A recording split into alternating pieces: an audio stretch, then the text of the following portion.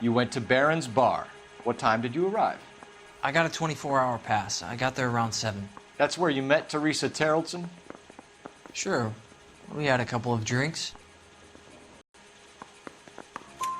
So you tried to make a woman who was incredibly drunk? Look, I'm not proud of myself, but I never hurt her. You took her dancing? That's right. Caught a cab to the Crystal Ballroom. And you started talking. She looked good in her green dress. Up close, she was a little older than I thought, but like I said, I only had a 24-hour pass. You're lying to me, Jessop. I think you weren't having much luck and you decided to take it out on Mrs. Terrellson. That's not true. What makes you think I wanted to hurt her? I'm no John Paul Jones, but I'm no heel either. You had a fist fight with Richard Bates over Mrs. Terrellson. You met the guy? He's a creep. You should take a look at him for this. He's pointing the finger directly at you, Jessop. I only had one night before I was back in the tub. He had all the time in the world to look for some action. I belted him. I'd do it again. She was better off with me. Sure. You're a shining example of chivalry, Jessop. So you were defending Mrs. Terrellson's honor? Yeah, something like that. I don't believe you, Jessop. You let Bates have it. What's to stop me from thinking that you lost your temper and slugged Teresa Terrellson, too? What have you got that says I hurt her? You got nothing on me.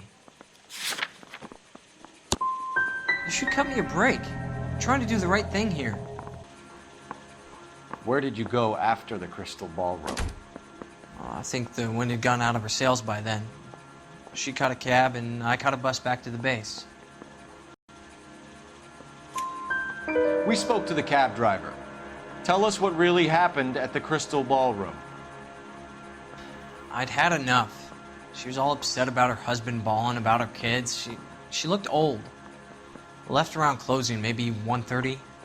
We got on a bus and she fell asleep on my shoulder. Which bus? An All-American 249.